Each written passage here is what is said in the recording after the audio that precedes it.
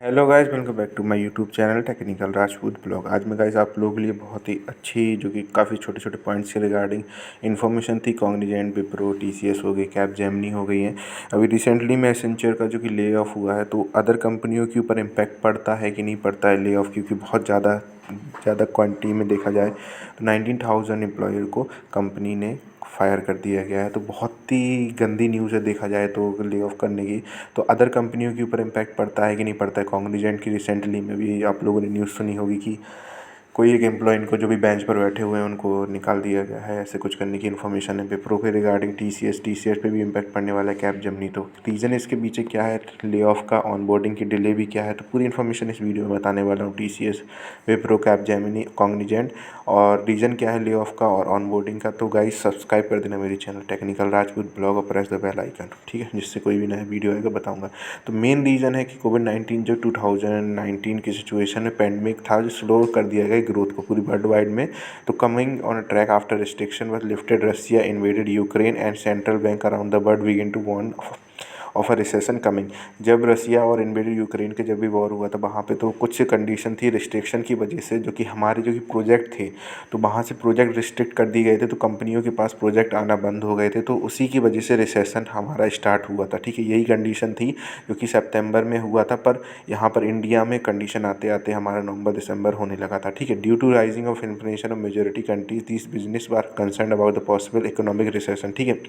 अभी आपको बताया था कि पैंडमिक पैंडमिक की कंडीशन और रशियन यूक्रेन वार की वजह से जो कि रिस्ट्रिक्शन लगे थे बहुत सारी कंट्रियों में, तो वहाँ पर प्रोजेक्ट की जो जितने भी प्रोजेक्ट मिलते थे हमारी कंट्री को, तो वहाँ से प्रोजेक्ट आना बंद हो गए थे, बिजनेस रिक्वायरमेंट कम हो गई थी। तो कंपनियों ने धीमे धीमे एम्प्लॉयर को निकालना स्टार्ट कर दिया गया। पहले बड़ी बड़ी एमएनसी कंपनियों ने स्टार्ट किया है वहाँ पे, क्योंकि उनके जो कि मॉनेटरी फंड देखा जाए तो वहाँ पे जो कि उनका बजट था वो कम होने लगा था, और जो कि उनकी जो बिजनेस थी, बिजनेस रिक्वायरमेंट थी, वो ज़्यादा कम होने लगी थी, और जो प्रोजेक्ट वर्क थे बहुत ही स्लो होने लगे थे। जो कि इंडियन आईटी प्रोफेशनल है, जो कि बिटवीन 30% 40% दोज लेड ऑफ, ठीक है। Many of them hold H1B1 business है, जो कि employ foreign worker in special job that require theoretical technical expertise में possibly visa non immigrant visa, ठीक है। तो देखा जाए जितने भी जो कि नॉन टेक्निकल कंपनी के जितने फॉरेन में कंट्री में जितने भी इंडियन एम्प्लॉयर थे उनको भी निकाल दिया गया था, तो वो आके यहाँ पर हमारे इंडिया में दोबारा से आ गए थे। तो फिर उन्हें कंडीशंस ये थी कि मतलब अभी जो ले ऑफ चल रहा है रिसेंटली, बड़ी बड़ी कंपनियों का ले ऑफ इम्पैक्ट पड़ा, छोटी छोटी जैसे विप्रो में हो गया, टीसीएस में हो गया, इन्फोसिस में हो गया।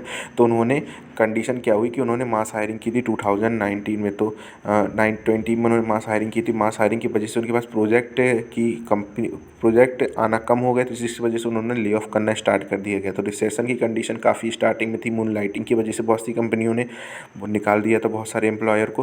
पर अभी देखा जाए Accenture announce that remove 90,000 employ from its company to save cost. देखो एसेंचर का रीज़न ये है कि उन्होंने अपने पैसा बचाने के लिए उन्हें 19,000 एम्प्लॉय को निकाल दिया, क्योंकि कंपनी की ग्रोथ थी वो बहुत ही प्रॉफिट में नहीं, मतलब लॉस में जाने लगी थी, इसलिए उन्होंने कंपनी निकाल दिया। एसेंचर का रीज़न ये था। अब बात करते हैं अदर कंपनियों का रीज़न क्या था, जैसे कि टेक हो गया, हमारी Wipro, tech Mahindra, Infosys are dealing on boarding process which is cause increase anxiety among the fresher go on job offer, slow down the recession and over hiring in FY23।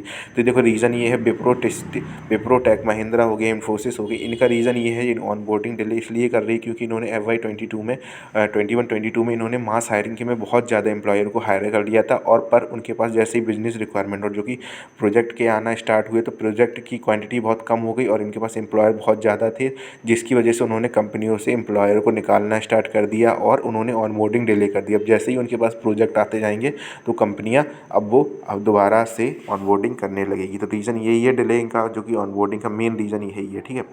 अब बात करते हैं इंडस्ट्री पैटर्न, इन्फोसिस की बात करते हैं। Pushing the date hiring of a month to understandable. देखिए इन्फोसिस की उन्होंने देखा होगा आपने रिसेंटली में, लास्ट 3-4 महीने पहले देखा होगा, उन्होंने धीमे धीमे पुश करते जाएंगे, डेट उन्होंने पुश कर दी गई कि आप लोग की आपकी ज्वाइनिंग होगी, अब ज्वाइनिंग होगी, अब ज्वाइनिंग होगी। Fresher pay them compensation promise, उन्होंने पर एक चीज़ बोल दिया कि वो कंपनसेशन जरूर देंगे अपने जितने फ्रेशर स्टूडेंट होंगे जिनका 3.5 से 4 LPA का पैकेज होता है।